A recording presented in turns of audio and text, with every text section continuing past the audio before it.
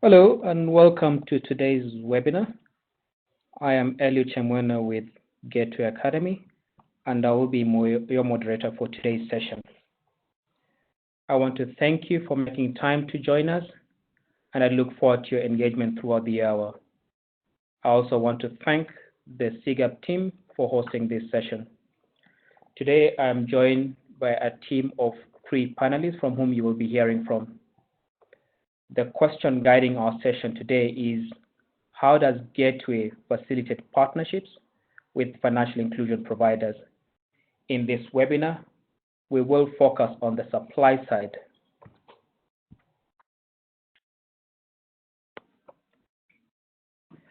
Before we get started, allow me to review some housekeeping items. This is an audio broadcast, and as such, your microphone will remain muted for the entire duration of the webinar. We would really like to hear from you and would like to include your voice in the conversation. So ask questions, share your comments and thoughts at any time during the presentation. Use the chat box on the right side of your screen to share.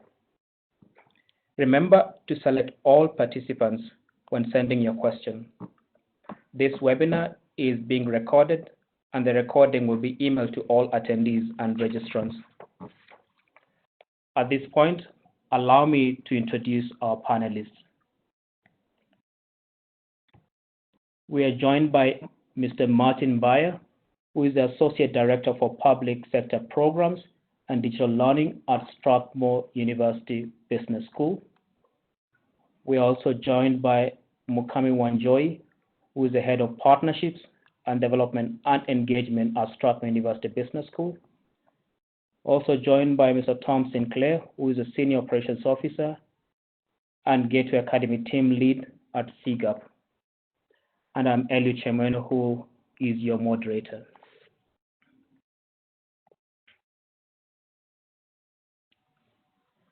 So, what can you expect in this webinar? My colleague Tom Sinclair will start you off by giving you a brief overview of what Gateway Academy does to provide you with some context of our experience. Tom will also highlight how Gateway Academy facilitates partnerships. Martin and Mukami will offer insights of Strathmore's experience as Gateway Academy partner. Strathmore has been ranked one of the top business schools in Africa, and it is indeed our pleasure to welcome the team from Strathmore to today's presentation. We will have an interactive session of Q&A at the end, allowing you to ask your questions to the panelists who will respond. Again, I want to remind you to send your questions throughout the session by simply using the chat box on the right side of your screen. I now want to welcome Mr. Sinclair, who will take us through the next session. Great, thank you, Elliot, and good morning to everyone. Welcome to all of you who have joined.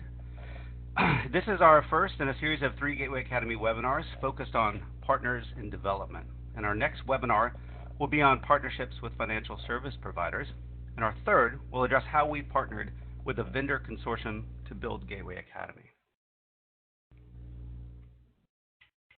And sorry guys, I'm not sure that I am the host yet. So Elliot, if you could pass over the host to me. While he's doing that, I'll talk a little bit about CGAP. So CGAP, I think probably most of you are familiar with CGAP, but for context, CGAP is an independent think tank housed at the World Bank. We believe in a world where everyone has access to and can use the financial services they need to improve their lives. And we work to improve the lives of poor people by spurring innovation and advancing knowledge and solutions that promote responsible, sustainable, inclusive financial markets. And we truly believe in partnerships. CGAP itself is a global partnership of more than 30 leading organizations that seek to advance financial inclusion.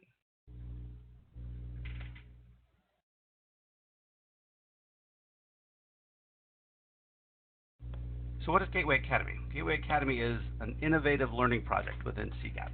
We're a partnership with MasterCard Foundation, and we know that capacity gaps exist in financial inclusion. We've known this for a while, and we know that there's an inability to scale up what is good existing practice. The gap exists among financial service providers, policymakers, and other stakeholders. In response to this, we've created this digital marketplace. Gateway Academy is focused on 7 countries where we're working with partners. In this series of webinars, we'll be featuring a number of those different partners. But Gateway Academy is open to anyone in any country, and we will continually grow our list of partners with training service providers like Strathmore Business School and with financial service providers that will be featured in our next webinar. We know that financial inclusion, capacity building, the market itself is not working, as I mentioned. It's not sufficient to scale up. There's proven practice, but it's not getting to where it needs to go. And to grow this space, Gateway Academy has facilitated the development of this digital learning market by working on the supply side with training providers like Strathmore Business School and with the demand side with financial service providers. Partnerships have been essential to the work of Gateway Academy from the beginning of our market development to co-curating our curriculum and to developing our platform. Partners have increased our impact, lengthened our reach, and increased the possibility of Gateway Academy becoming a sustainable entity. From the beginning of our work a few years ago, we looked for partners with key characteristics. We wanted partners who had content that was quality content that was aligned with the demand study that we did in 2015. We wanted that content to be readily available and to be on the cutting edge. We wanted the training partner to have an industry reputation and a regional reach, and to have experience working with financial service providers. And most of all, or a key characteristic, I should say, is that these partners were willing to work and test with us. They were willing to learn and to continually improve. As soon as we identified these partners, we brought them together. We brought them together in a co-creation workshop in Nairobi in June of 2016, where we looked at what these relationships might look like on Gateway Academy, how we build partnerships, and how we would continue to work together. After this, we moved into the content development and testing phase. Gateway Academy has gone through 3 major developmental phases: the alpha phase, platform demo phase, and the beta phase. Each phase involved a pattern of testing and learning, improving, and then doing this over again. And I'll walk through each of these phases. In the alpha phase, we were just beginning. We worked with training providers to build prototype courses, to deliver to specific financial service providers. So we paired up these training service providers with these financial service providers. And we didn't have a platform, we didn't have a site, so we used various sites to deliver these courses. So we were testing content, we were testing delivery methods, and we were testing modes of delivery. And this phase lasted for about 10 months. Throughout this phase, we had about 100 learners from 5 financial service providers who tested 4 of these prototype courses.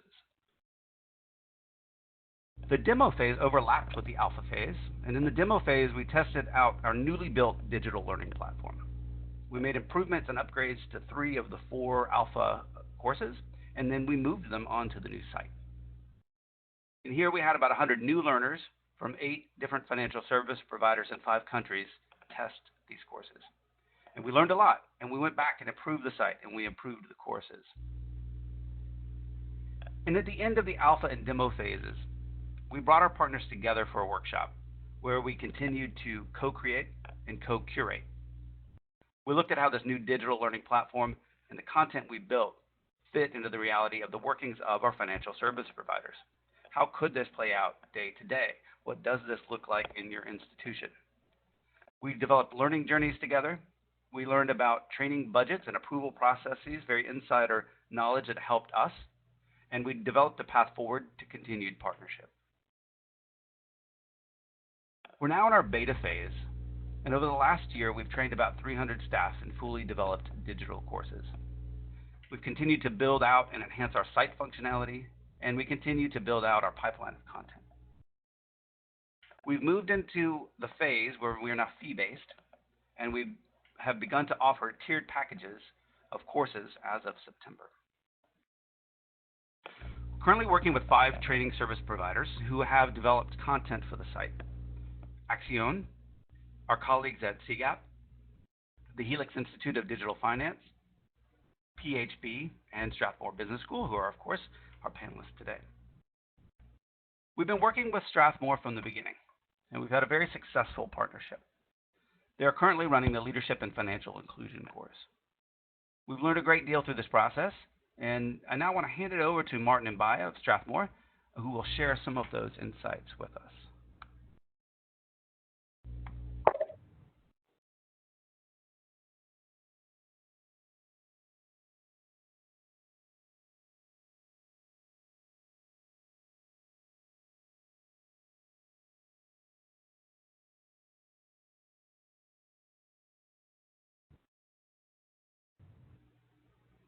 And Martin, it seems like you are still muted.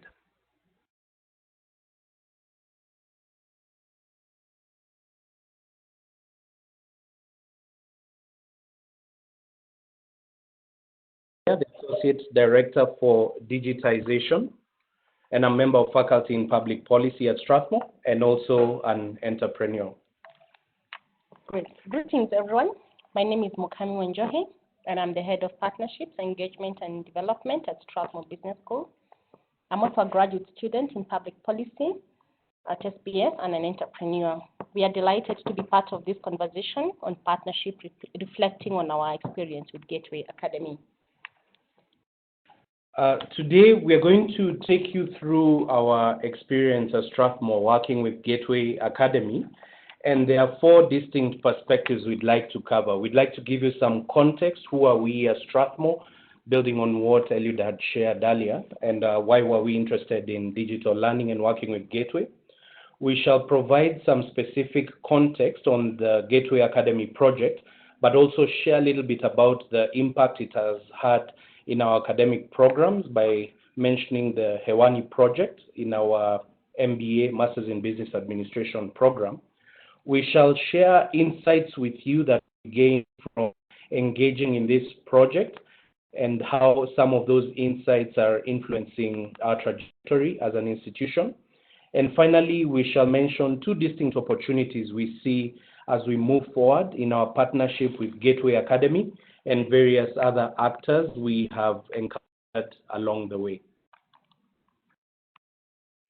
Great. I'll begin by giving a brief background of Strathmore University and digital learning innovation.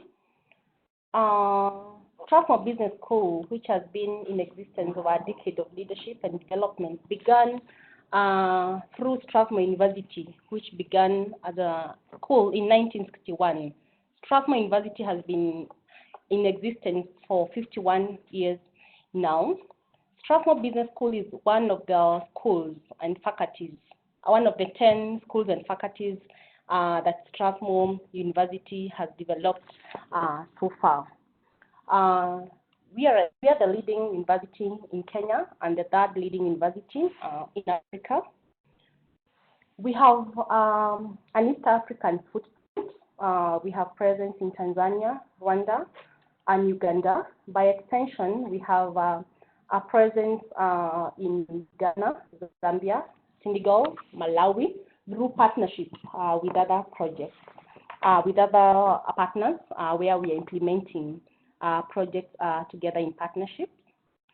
We have multiple partnerships across the globe, ranging from academic partnerships, private partnerships, and the government at large.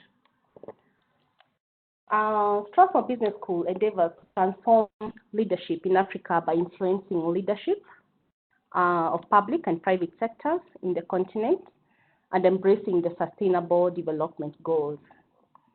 Our overarching mission is service to society through the development of international executive, business management, and leadership programs. Strathmore University thrives in collaboration, and we have 4 key pillars of collaboration.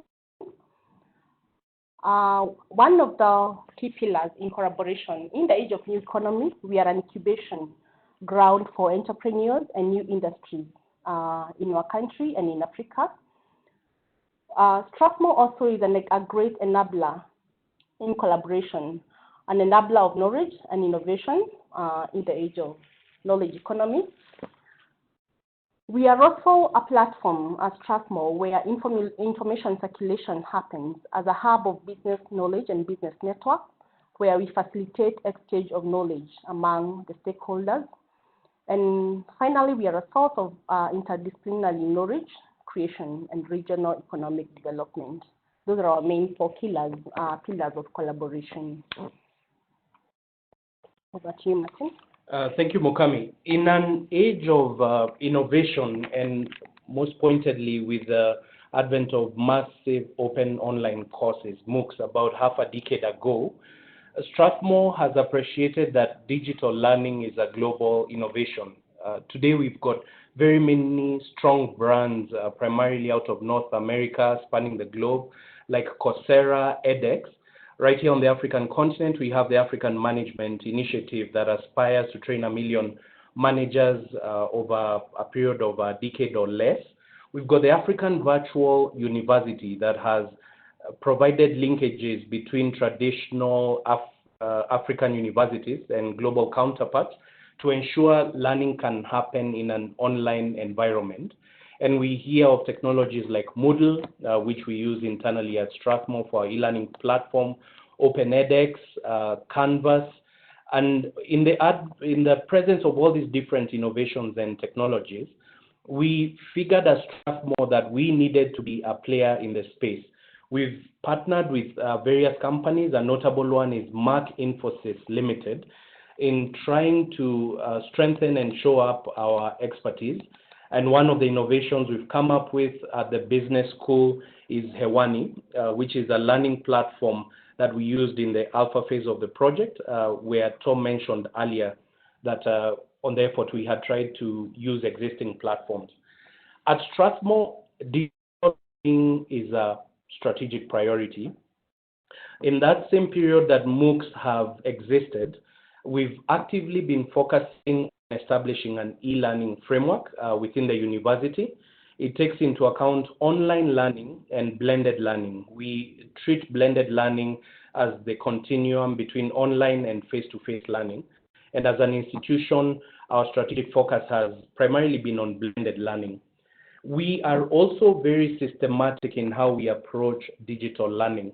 And we take into account 3 perspectives: the paradigm, dimensions, and projects. I'll touch on each of these 3. In terms of paradigm, we are guided by cascaded strategies and policies. We have a very clear vision. We want to stake this new learning environment of digital learning, e-learning. We want to lead, we want to own part of this environment, all anchored on our principles and values.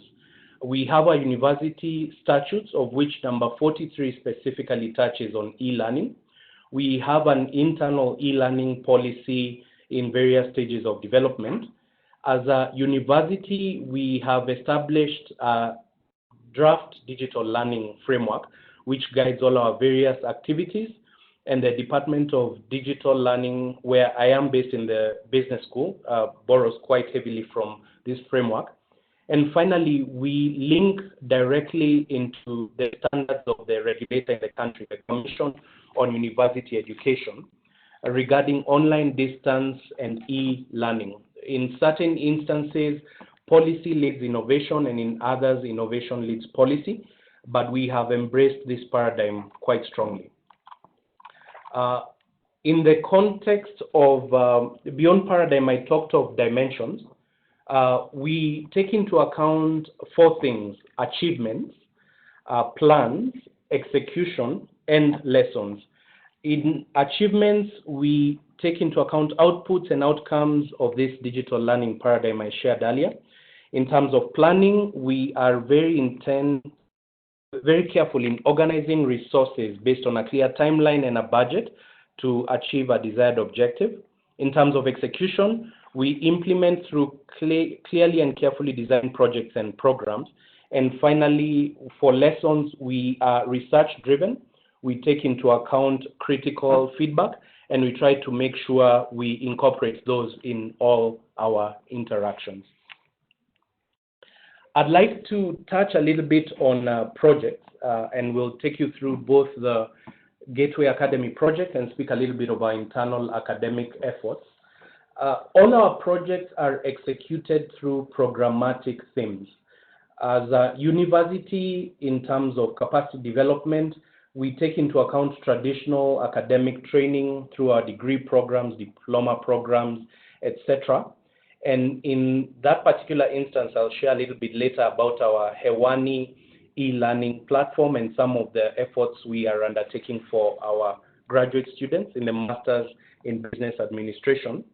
And then we also take into account executive education. This is learning for the masses that are already out there working, focused on professional development and equipping those individuals with skills that are immediately and directly applicable in their workplace. And this is where the Gateway Academy project falls. I'll start with the Gateway Academy project, which falls under executive education. And using the perspectives I shared earlier, I'll start with our achievements. Through the alpha and beta phases, we have been able to develop and execute blended learning leadership courses, specifically targeting banks, financial service providers, banks and microfinance institutions, where they spend 1 to 15 hours online and spend about half a day in a face-to-face intervention, which is where we have traditionally excelled. So far, we have undertaken efforts in Kenya, Malawi, and Zambia. We are looking to be in all 7 countries where Gateway Academy has targeted by the end of fiscal year 2019. Our particular focus has been junior to senior financial services sector managers, although in the outset we were quite keen to target the excluded cohort of managers, which tends to be the junior and mid-level managers. So far we have worked with 5 institutions: First Merchant Bank in Malawi, Jamii Bora Bank here in Kenya, and AB Bank in Zambia, all during the alpha phase with our 1-hour intervention and half-day face-to-face session. And then in the beta phase, we worked with the National Bank of Malawi and Musoni, which is a microfinance institution based here in Nairobi, Kenya. A little bit more on our achievements in the alpha phase, which lasted between June 2016 and June 2017, with a $50,000 grant. In Kenyan currency, that's about 5 million shillings. We were able to engage with the institutions I mentioned earlier, and we were able to deploy a course that was very well received. We did not take any payments from any of the participants, and class sizes ranged from between 20 and 30. In the beta phase, which started in June 2017, that's last year, we received an additional $50,000 grant from the World Bank, CGAP, and we were able, so far we've been able to work with 2 institutions impacting 20 participants. But what's unique in the beta phase is that of these 20 participants has paid between $400 and $600 to experience our online content for 15 hours, followed by a half-day face-to-face session, one in Blantyre, Malawi, and the other here in Nairobi, Kenya. In terms of planning, right from the outset, our goal has been to design and execute a proof of concept. So in 2 to 3 years, starting 2016, when we first partnered with CGAP, we have been able to come up with a prototype that we are very confident will inform our efforts as a university. Secondly, we desire to scale globally, and with the proof of concept in this initial 3 countries, we hope by the end of 2019 to have quite a firm footprint that not only spans the African continent, but ideally impacts participants in other countries around the globe. And thirdly, we aim to deepen our offering. So far, we have focused on leadership courses. We want to build on our expertise as an institution. We have courses in agribusiness, we have courses in law, we have courses in the humanities, in the sciences. We hope we can deepen our offering so that we can serve communities in terms of executive education offering, spanning all these areas. From an execution perspective, 4 things to highlight. We have been very intentional in involving faculty and a clearly defined project team. We have experienced strong project support. We have aspired to global best practice. We want all our offerings to be at par with the experience a participant will receive in Coursera, in edX. Our aspirations have been very high. And we have been very intentional in organizational change management. And we'll highlight some of these aspects as we discuss the insights.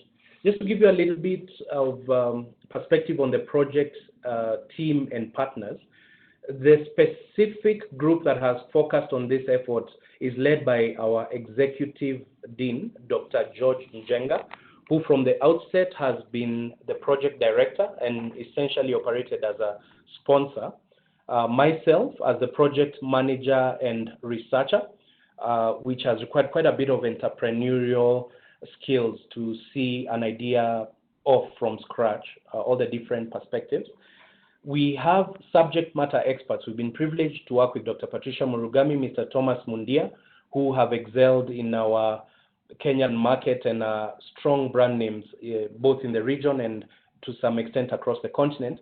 And finally, an instructional designer, Mr. Julius Buibo, who over the beta phase of this project received very strong support from the Gateway Academy team over at CGAP and Humentum in ensuring we were using global best practices. In addition to that project team, we have had for the learning management system an in-house solution, Hewani eLearning platform, which was co-developed by Mark Infosys Limited, where Julius Bibo is based, and Strathmore University through its ICT department. In the beta phase, we have depended on World Bank's platform, the Gateway Academy eLearning platform, for which we have worked closely with Humentum as a partner. In terms of internal partners, we have 4 distinct nodes we have engaged as a university. Our research and consultancy arm, SRC, has been a key partner in the context of consulting and market-facing aspects of this project that require a for-profit entity. Our partnerships office, where Mukami is based, has been quite key. Thirdly, our operations, which includes finance, human resources, and information technology, IT, has been quite key in ensuring we could execute on different logistical and operational aspects of the project. And finally, our legal office, where all the in-house legal staff and expertise has been key in ensuring that our contracts are structured appropriately and any rules and requirements are met from a legal perspective. Very quickly, touching on the academic side, we have achieved a number of things. So far, we have recorded all the courses in our Masters in Business Administration, building on the skill set we acquired in the Gateway Academy project. We have gone ahead to pilot for 2 courses, Quantitative Analysis, Financial Management, with our master's students. We have also developed capacity and capabilities to enable these learnings in other parts of the university. Mukami earlier mentioned we have 10 schools and faculty, departments, institutions internally, including the law school. We've tested things in different aspects. Ultimately, from a planning perspective, we hope to have all our courses at the business school, both at the undergraduate and graduate level, delivered to a large extent online, but using a blended learning format and strictly guided by our regulator, the Commission on University Education. We also aim, from an execution perspective, to restructure ourselves in ways that involve faculty and project teams, and in ways that ensure the strong project support. On the right are 2 domain names, digital.strathmore.edu as well as elearning.strathmore.edu, where you can find some of the efforts we undertake internally as a university using our own customized platform as well as a Moodle-based platform. I shall hand over to Mokami to share some of the insights we have gained in the course of this project, starting with a partnerships perspective. Thank you, Martin. I'll look into the insights from a three-dimension perspective. I'll look into the challenges, some of the challenges which also became the opportunities. I'll look at the lessons we learned, and my colleague Martin will join in later to look at the great opportunities we have out of the experiences we had. One of the key challenges we encountered in the partnership process was that was a very high cost engagement. Conceptualizing, establishing, testing, and implementing, and also evaluating the e-learning effort is quite a hefty task in terms of investment, in terms of time, in terms of engagement of the different teams that were engaged in this, in terms of content development. Fortunately, we had the grant from World Bank that Martin earlier alluded to of 55 million, which was really impactful in testing and implementing the first e-learning platform. Second and main challenge that we also encountered on this process is the legal constraint. In any university across the continent, the intellectual property remains developed by the university remains the property of the university. So in this case, we had a long conversation that required us to experiment and become innovative to be able to have light at the end of the day. So how we overcame this challenge is that we developed a licensing agreement. We also established, currently we have established a digital learning department, which is headed by Martin, which is trying to put into the perspective the structure, the operationalization, the strategies behind the e-learning process, which from time to time will be innovated based on the learnings we have, because it's a new learning for the university and a great opportunity for us and for other universities across the board. The third constraint or challenge that we encountered, which is also, as I already alluded to, is also a great opportunity for us that Martin will highlight towards the end, is the absence of an enabling policy environment. By absence of enabling policy environment, I mean that in our Kenyan environment or context, we have great policies under the ICT sector, which enables the learning, the digital learning. We have laptops given to the primary school children. We have e-learning platforms. We have had other universities also try the e-learning platform, and they were supported from the ICT perspective. But from an education perspective, the e-learning policy environment is lacking.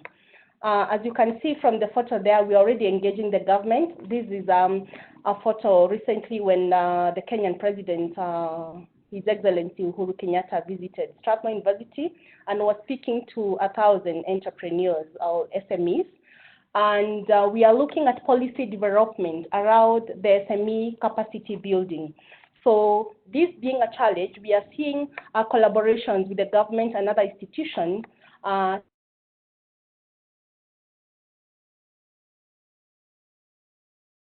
for digital learning.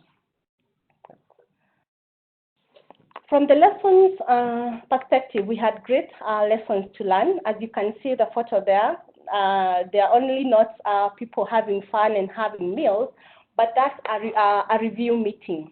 Continuous project review in partnerships is a great ingredient to success.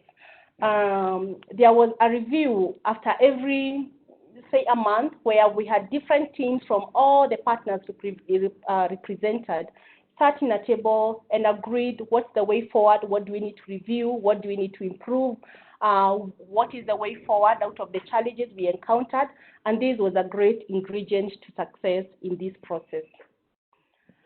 A second great learning from this experience is continuous updates.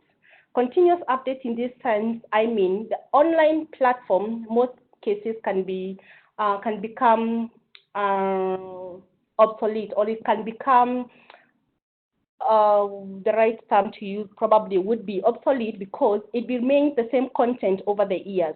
While in the age of new economy, we need a lot of innovation. There's a lot of change in what is required in the future of work. There's a lot of change that is required. So through this challenge, we realize that ownership model is the best model to have a continuous update. In ownership model, I mean, we developed a royalty fee model where the developer of the content owns this content in its life. The life of this content is owned by the developer. That means the developer can keep improving this content from time to time, and depending on the changes in the industry. So the royalty model that I mentioned, that Martin had mentioned earlier, is one of the key strategies to be able to see the long life and the progress of digital learning. That was a great learning for Strathmore. Eventually, we had a third lesson that we learned, that triple helix model partnerships are key to successful digital revolution due to coherence in policy development. In this, triple helix model, that means we need to involve the academia, that's the academic institution, we need to involve the government, and we need to involve the industry. I mentioned about the policies coherence in the ICT sector, in the education sector, and different other sectors. This triple helix model facilitates the flow of information so that there is no silo in our government, there is no silo in our private sector and in the academia. There is a communication and there is a connection where all the information in the industry is coming together. So in decision making, there is coherence in policy and in decision making. This was a great learning from this experience. I hand over to Martin to give us the lessons from a project design perspective. I'll share a set of findings from a project design perspective. First, throughout the process, we appreciated the importance of contracts. In the alpha phase, we contracted directly with the World Bank, and in the beta phase, we contracted through a private sector intermediary, Humentum. We found the latter process more tedious, but in the long run, it's been extremely beneficial because it helped us think through all the different aspects that had to be taken into account, and also led to some change management for us internally. Similarly, we found it important to have some form of contractual arrangement with a financial service provider. In some instances, Gateway Academy happened to be that intermediary. In other instances, we had to work directly with a financial service provider. Secondly, the course design process must engage both the senior management of the institutions we are ultimately instructing, as well as the potential participants. This ensures that all aspects of the course are aligned. It's quite difficult to start with such engagements, but in the long run, we have found them extremely beneficial. Thirdly, we realized that the financial service providers actually embraced online learning. It allowed for applied learning and participant interactions when it was well designed, and ensured that once participants showed up in a classroom setting for the face-to-face portion, the experience was mutually beneficial. We discovered technology cuts both ways. It eases learning, but there are certain aspects of technology that can be a challenge. For instance, in one or two cases, we ended up in a venue where the participants had only completed part of the content. We ran into issues of bandwidth, and we had to think on our feet on how to redesign and accommodate those constraints. We appreciated that instructional design is an iterative process. Julius Bwibo, working with Dr. Patricia Murugami and Thomas Mundia and Dr. Njenga, had to constantly rethink the content, not only for the audiences, but contextualized in how the online delivery experience played out. So we could not stop at just one cut. And so we really thank Gateway Academy, working with Penina and the team. We had quite a good experience in discovering how we should design content. we realize that measuring impact is key. We must know how the participants are benefiting from the content and how that content then goes ahead to influence them. An interesting anecdote is that the training manager in one of the financial institutions we worked with is now at his third job. He has moved from one institution to the other, and we realized he had learned quite a bit in the first instance and has gone ahead to attract opportunities where he can apply the same capability in other institutions. I wanted to share some wins from a project execution perspective. We had very high executive support. We met with senior leaders in each of these institutions. We understood the direction they were trying to take, and we used focus groups and interview models. This enabled us to fit our interventions directly into their strategic plans, which worked quite positively. We ensured all our content was designed to meet the client's needs. The online format meant we were transmitting knowledge in a very structured way, but the blended approach ensured the face-to-face sessions spoke to the needs of those institutions. And in some instances, we had their senior leadership right at the top showing up for these face-to-face sessions. Thirdly, it's very key to have executive sponsorship, and we really experienced that to ensure that the learners were given time off to be in the classroom setting or could access content online, or in some instances could reconfigure technology, their laptops, their phones, despite the restrictive requirements of many banks, to ensure that learning could happen using a different format. We noted that investment in systems and processes by the FSPs ensured the learning experience was ideal. Those financial institutions that took time to reconfigure their systems, we had in some instances people dialing in from branches located far from the headquarters. The financial service providers had to take care of those needs. And then finally, the blended approach, which embraces deep digital aspects, ensures that learning was quite deep. The insights gained were going over and above what you'll typically get in a classroom. And this was largely because the technology allowed us to capture when people were learning, for how long they were learning, and aligning those with their HR departments. We could provide insights on managers that typically would not have come out in a classroom setting. I'd like to finish off just with two more slides discussing some opportunities. The first of this is something that Mokami alluded to. Really, the entire ecosystem matters. What Gateway Academy has done is provide an environment where we as a learning institution, academia, can partner with government and linked to government's priorities and policies, and in partnership with various private sector actors to harness e-learning in ways that address development priorities. And this slide is an interesting takeaway. On the left, we had our President Uhuru Kenyatta here in Kenya recently visit the US for bilateral discussions. A short while later, he was in China. The photo in the middle, Mokami was mentioning earlier, we had the president on our campus at Strathmore looking to engage micro, small, medium enterprises and understand their challenges. On the right, we recently as a country launched our first flight, direct flight from Nairobi to New York. And earlier this year in March, we had our President Kenyatta along with multiple other African presidents meet in Kigali, Rwanda, around the continental free trade area. We as an institution have had to think very quickly how we can harness some of our key learnings from this project and deploy them in ways that meet needs. In this case, or with this particular case, needs around trade, both at a local level, regional level, continental and global level. And we sense in different ways as we experiment, we'll be able to achieve that.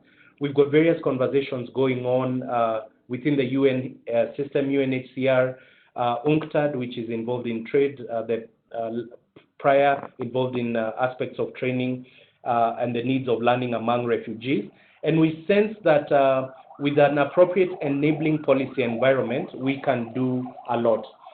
Our second key lesson, and I'll use this to close the presentation before handing over to Eliud, really we see an opportunity to scale and customize using digital learning for needs not only at a global level, but also continental. Change management for us as a business school and across the university has led to the establishment of a Department of Digital Learning. This is quite new, and we will formally launch in January next year, but we are in the early phases of configuring that in these last 2 months of 2018. The Partnerships Office has restructured in many ways to be able to engage very fast and at scale as needs arise. We have also, right there you see a domain name, digital.strathmore.edu. We envision that will be one of the key future homes for the business school on all aspects of digital learning, thanks to our in-house IT team. We hope that we can become a destination where any entity, any partner, any actor who is hoping to scale or customize their learning efforts can get a one-stop shop. We have left our contact information there, email, phone numbers, and really saying a big thank you to the team at Gateway, Tom and Eliud and Penina and Josephine and the entire team.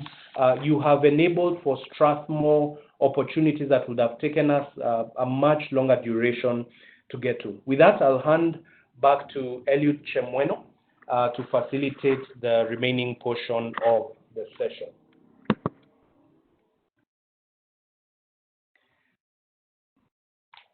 To all our presenters, our panelists, thank you very much for the presentation. It is now time for our Q&A, and I have a couple of questions that have been posed, and I will be directing them to the different panelists. But before I do that, I'd like to remind our participants that kindly use the chat box on the right side of your screen to post your questions. I'll answer the first question. We have a question that was posed by our colleague Julius Allego. Julius would like to know how Strathmore Business School has reoriented faculty from classroom into blended or online learning. And I'd like to direct this question to Martin Bayer.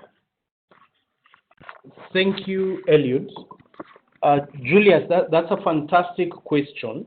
And by choosing the word reorienting, you tap into something quite powerful, change management. All institutions have to deal with issues of change management. At Strathmore, we appreciate that our faculty are really the key resource that drives us as an institution. And what we sense is that e-learning is really just a different pedagogical approach. The still transmission of knowledge from the minds of faculty, the minds, the hearts, really the being of faculty, to recipients, participants on the receiving end. Systematically working with Dr. Patricia Murugami and Thomas Mundia, who I've mentioned several times in my presentations, we have explored what are the different ways that course content first has to be designed. So starting with desired learning outcomes, we have actively asked faculty to engage with the end user, not only the students, but also in the institutions they are based, the leaders. We have then asked faculty to have very clear learning course outlines, which is a standard requirement at Strathmore, so there's not been much change there. We have also asked faculty, working closely with Julius Buibo and our IT department at Strathmore, to master how to digitize their content. We've typically used two approaches: recorded faculty during an actual classroom setting, or asked faculty to spare some time, an hour or more, to be recorded for content. So they've had to learn how to speak into a camera and an empty room using a green screen. One of the earlier photos, you would have seen one of our boardrooms converted into a production studio. We've also asked faculty to learn how to engage with students during the online portion in an online platform setting. So logging in every once in a while, seeding questions, responding in ways that demonstrate their involvement. And then finally, we've asked faculty to bring together all these different aspects during the face-to-face, and not only teach to what the needs are in the classroom, but really build on any gaps that were identified throughout this entire process. The interview, the senior leadership focus group discussions, any gaps identified using the platform. And all those learnings we have now incorporated into our Department of Digital Learning, where the Dean, Dr. Njenga, has identified as a strategic priority ways that we can equip, re-equip, and maybe even identify a specific caliber of faculty who can engage in this way. The final thought is around our academic programs. We are in the early phases of exploring what this will mean for them.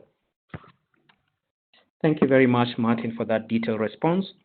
The next question I'd like to direct it to my colleague, Tom Sinclair. As a potential TSP, where do you start partnership with Gateway Academy? Tom? Fantastic. Thank you, Eliud. So the first place I would suggest to start is to go to our website. And so our website is gateway.academy. And if you go to the site, you can check out what we're about a bit more in depth. But more importantly, for training service providers, at the top left, you'll see a tab that says Training Service Providers. And if you click there, there are a number of resources that I would suggest you look at if you're interested in partnering with us. So we have our course brochure. We have a little bit more detail about who we are and how we work. And then kind of on the fold of the site, if you look down, you'll see that there is the demand study. That's the one that we referenced a couple of times that we did in the beginning. It really outlines the type of content, the content areas that we want to continue to develop in. Scroll down a little bit more from that on the site, you'll also see the types of courses that we have. If at that point you're still thinking this is really interesting to me, and I think what we have, either existing content or knowledge that we have, could be made into some really interesting digital learning, then reach out to us. You can reach out to me. You can reach out to Eliud. There's also a website on the Gateway Academy website itself. An email address on the Gateway Academy website itself.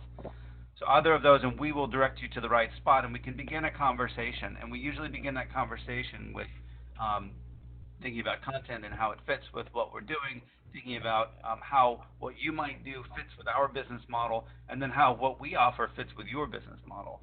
And so that's the best place to start. Thank you, Tom. The next question I'd like to direct it to Martin Mbaya. I'd like him to comment on how the partnership with Gateway Academy has helped to accelerate the digital learning strategy at Strathmore Business School. Thank you, Eliud. The Gateway Academy project has been an excellent catalyst. First, from a financial perspective, the $10,000, the $100,000, sorry, 2 tranches, 50,000 in the alpha, 50,000 in the beta phase, has really underwritten expenses that as a university we would not have had free resources. Being a non-profit and a private institution, will not have had available to experiment in ways that we've been able to do over the last 2.5 years. Secondly, since we already had a strategy, and we thank financial sector, depending FSD as an entity for a lot of the resources they have put to support Strathmore's regionalization strategy. We have a presence, as Mokami had alluded to, in Uganda, and so far in Rwanda and Tanzania. Gateway support means that we can actively move into those markets, which are also focus countries for CGAP, and begin experimenting with this digital learning approach in ways that seamlessly build into the infrastructure that FSD had already helped to support earlier. Thirdly, the Gateway Academy partnership, because of its focus across the continent and globally, has allowed us to think of an integrated African and to some degree continental market. Historically, would have experimented with a project like this and then thought of how to aggregate those key learnings and scale them at most at a regional level or continental level. Right now, from the very first step, we are designing for a continental and global market. And then finally, for our own efforts internally, Gateway Academy has given us an independent sounding board where we can test ideas that can be of benefit not only to us as Strathmore, but also to CGAP. We have a common mission where we seek to transform society in the context of CGAP, right from its name, assisting the poor. So there are various aspects of our mission and our reason for coexistence where we find we have been able to align with our partner and impact those societies in very specific ways. Thank you, Martin. To the two final questions, I'd like to combine them, one on engagement levels and one on quality assurance. And I'll ask again my colleague Mukami to briefly talk about how Strathmore has ensured quality assurance as you develop these online courses or online facilitation. Great, thank you, Elliot, for that question. I want to begin with a question on quality assurance. I earlier mentioned about ownership. Developing quality assurance on the online content as a great strategy to ensure quality, ownership is key. That means the ownership of the developer, who develops this content, and how long do they own content. So in Strathmore, we ensure that there's a long life ownership of the content, and we ensure that through a loyalty fee engagement. A loyalty fee engagement or establishment is a scenario whereby the franchise or the Strathmore University has a payment arrangement with the developer of the content for a period of time where they are renewing the content. This would be a percentage of the gross sales of the online content, or it will be as agreed from time to time with the provider. So that has ensured great quality and ownership of the content. Thank you, Mukami. And I think on the question of level of engagement, for both in the alpha and beta phase, we've seen over 90% completion rate for all the courses individuals have participated in. That's quite exciting, especially in the alpha phase where participants were not paying. More so in the beta phase where they were paying, we found very high levels of engagement. And because of use of an online platform, we've been able to nudge and really ensure HR departments can actively engage participants along their learning journey.